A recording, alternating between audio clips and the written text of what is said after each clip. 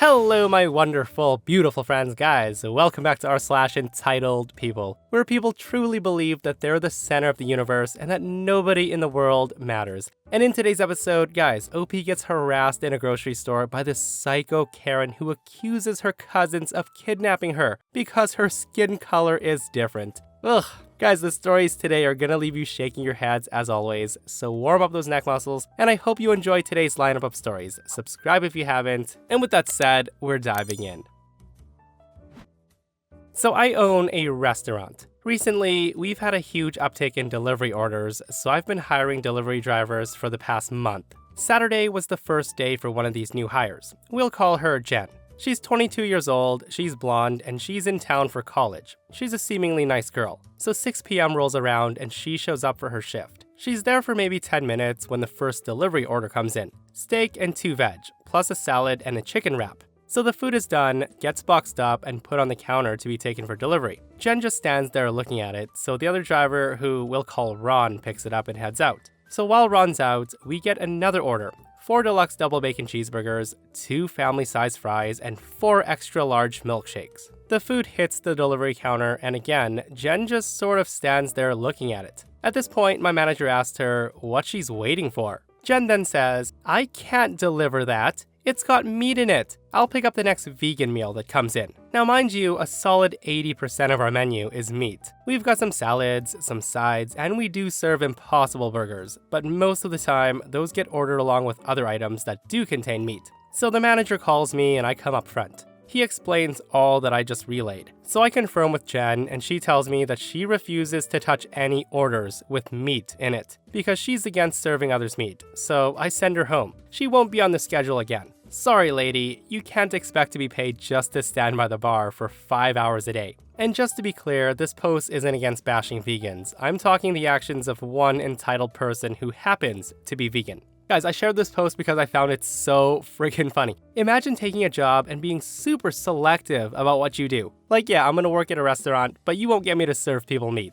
Then don't apply at a restaurant. So a lot of people are saying that she probably planned this ahead of time just to get a paycheck for doing next to nothing. This person says, "I can confirm that people do stuff like this. At my old job, people would just apply so they could tell unemployment that they applied for a job. If they got hired, they would never show up, or they would work till their first paycheck, pick it up, and never come back for another shift." But yeah, let me know what you guys think.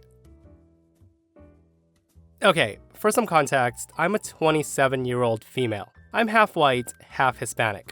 English, Irish, Scottish on my father's side, and Mexican and Spanish on my mother's, so I'm very light-skinned compared to the rest of my mother's side of the family. The men in my family are very big, burly men, and women tend to look young for our age. I still get mistaken for a teenager even though I'm almost 30 years old, and this event happened roughly 2 to 3 years ago. My family was having a party, just another fun day of home-cooked food, music, and a piñata to beat the crap out of. 2 of my male cousins and I were tasked by our tio to go to the store to get supplies for the barbecue. My cousins and I are very close, and even though we're all well over 21 at this point, we were excited to buy whatever alcohol we wanted to drink together, as it was our turn to decide. Now we're at the store goofing off, trying to decipher my tio's chicken scratch handwriting on the list he gave us when we see a woman glaring at us. Now we figured we were being too loud, so we toned it down and decided to divide and conquer the list. She then comes up to me while I was looking at meats and asked if I was alright and I needed help. I politely told her that I'm fine. I appreciated her offer, but I declined. Now in my mind, I was thinking, it's not my first rodeo picking meats. At this point, the woman leans in and whispers, "Sweetheart, if you need help getting away from these men, just tell me. There's no reason to be afraid. I'll help you." Now hearing that, I was confused. I tell her again that I'm fine, and those men are actually my cousins. To which she gasped and said, "Oh, bless your heart. They brainwashed you so much, darling, that you think they're family. They even ruined your beautiful skin by making you get those awful tattoos to look like one of them." She then motioned to the tattoo that I have on my forearm. At this point, I'm even more confused. I put my meats in the cart and move away from this crazy woman. I tell her to have a nice day, and it's at that point she grabs my arm, and I go off, as I don't like being touched. I say to her, "Do not touch me, lady. Let go of me right now." Surprisingly, she dropped my arm, but not before saying to me, "Oh God, honey, I'm so sorry. They must hurt you so much." "I'm sorry. I didn't mean to grab you. I'm just trying to help." I then turn to her and say, help with what exactly? Those men are my cousins and I don't appreciate what you're insinuating about them. Shortly after, my cousins come up the aisle asking if I was good to go. Before I could answer, she stomps towards them, finger wagging, and says, You insert racial slur. You kidnapped this poor girl and brainwashed her into thinking you're related. It's people like you that are destroying this country. That's when my cousin said, what the F is wrong with you, lady? She's our cousin. We're not doing anything to her. My other cousin blurts out that she was being a racist bitch. And then he walked to me making sure that I was alright, as she continued to scream more racial slurs at them, accusing them of buying alcohol to get me drunk, so them and their cartel buddies could abuse me some more. At this point, the meat butcher said that he called security, and told us to go up front to get away from the Karen while he stayed between us. Hearing this, she lunges towards the butcher, trying to keep us from leaving, yelling in the poor man's ear saying, You can't let them leave. She's just a child. You're helping them abduct an innocent girl. Needless to say, the three of us booked our asses to the front of the store, where one security guard was waiting for us to take statements on the situation. As I'm showing him my ID to prove that I'm indeed an adult and not a child being taken by a couple of cartel members, we hear his partner telling him on the radio to just call the cops. Crazy Karen starts throwing merchandise at both him and the butcher and assaulted another Hispanic family shopping that actually had small children with them, accusing them of kidnapping as well. Police came and we got to see them haul her off in cuffs, with her still screaming racial slurs, this time at the officer of color. We gave our statements to the officers, purchased our items, and rushed back home for some much-needed family time and drinks. My cousins and family laugh about it now, but we'll definitely never forget it. Yeah, guys, that is such a crazy situation to get caught in, and I personally would have just hightailed it out of there. Seriously, like, one thing I've learned from reading these stories is to never entertain these crazy people. Like, as soon as she opened her mouth and started talking that crazy talk about OP being abducted and you need to get away from these men, I would have just walked off at that point. Like, just laugh, shake your head, and walk off. Do not waste your time with these crazies. But hey, that's just me, guys. If you were in OP's shoes, what would you have done? So this just happened yesterday, and excuse my use of slang, but I was shook. So Sarge, my boyfriend of 7 years, and I live semi-near this big grassy park and lake area. It's about 20 minutes away, and sometimes we drive there to get some air and to take my dog Comrade to play or walk or whatever. So on this day, we drove to get gas, and then we went into the store to grab a few waters and some gum. As we're walking out and past the pumps, I noticed a stuffed bear sitting on one of the trash can lids. The bear was purple. It had a white heart with a basic design stitched on it. I picked it up because of how cute it looked. I then say to my boyfriend, oh look, someone lost their bear. So as I picked it up, Comrade sniffed the air and then gently headbutted my leg. My boyfriend asked to see it. And that's when Comrade kept headbutting Sarge and I, and Sarge made a joke how there might be drugs in there. I guess he kept picking up a strange scent and he was trying to tell us. And also, it wasn't hard to believe that someone planted the bear there. Sarge examined it and he found that there was in fact something inside of it. On the back of the bear, there was a hidden zipper, so Sarge opened it and pulled out a golden round box type of thing. Something then clicked for me and I realized that this was an urn and I was mortified. I explained it to Sarge, who didn't believe me at first, saying that no one would lose ashes of anyone. Sure enough, he unscrews the cap, and there was a bag tied off with what looked like ashes on the inside. Upon seeing it, my stomach did knots, and I saw that Sarge's face fell too. Now, our first thoughts were to find the owners of the bear. There was no doubt in my mind that if they noticed the missing bear and ashes, they would be thrown into a panic and would do anything to get it back. Sarge stayed where we found the bear, and he pulled out his phone to try to figure out if we should call police or not. I took the bear into the store to ask around. I went up to the cashier and said that I found this bear outside, and it turns out it's one of those stuffed animals that has ashes inside, like a cremated baby or something. So it's really important, and I don't know what to do or how to get a hold of the family or owner or what. By this time, the cashier had jumped to flag down the manager, and I re-explained everything. They both looked really nervous. The manager wasn't sure if we should just turn the bear in for the store's safekeeping, or if the police had to be called, as they've never dealt with this. The cashier said that we should give it to them to see if anyone would come back looking for the bear. I suggested that Sarge and I would go person to person down the hill and see if the owners were down there. Now, usually, all of my mental disorders would cause me to go haywire and shut down. I was freaking out at the situation. I mean, someone just lost their baby. How devastating must that be?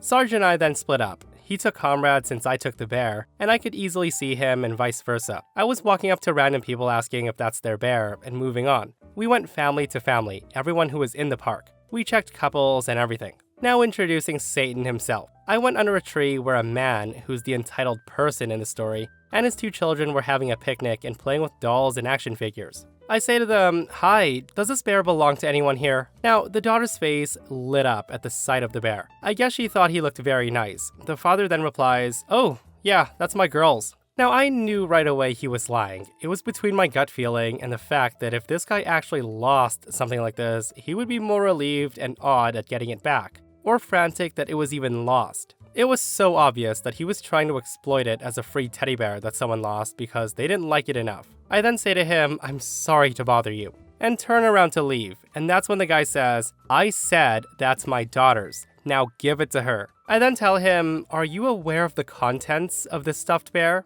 The man looked confused and he said, "Contents? What the heck are you talking about?" I then tell him, "It looks like there's ashes in an urn, which is inside of this bear. I'm trying to find the owners of the bear because they didn't just lose a toy, they lost their child." I was a little frustrated that he was trying to get it before, and that he wasn't being respectful of the situation. But then I realized that there's no way he would have known. People are greedy and they love free stuff. I gave him that benefit. However, I was not prepared for this next line. He then says, "Who the heck puts ashes inside of a teddy bear? That's our bear. There's no ashes inside of it. Give it to me before I report you for theft." Now all I could do was mutter a sorry and walk on. I kept going family to family and I heard the daughter wailing behind me and I could not feel sorry for her. We walked and hit every solo person, couple, or family in the entire park. Sarge and I then regrouped and exchanged a "now what" moment and went back up the hill to the gas station. There was a small squad of police investigators. I guess the manager or someone called police, and the cashier was being questioned by police. We walk over with the bear in question. As per officer request, I showed them the bag of ashes embedded in the bear. Once they heard the story, lo and behold, here arrives the group of hellions from the bottom of the hill.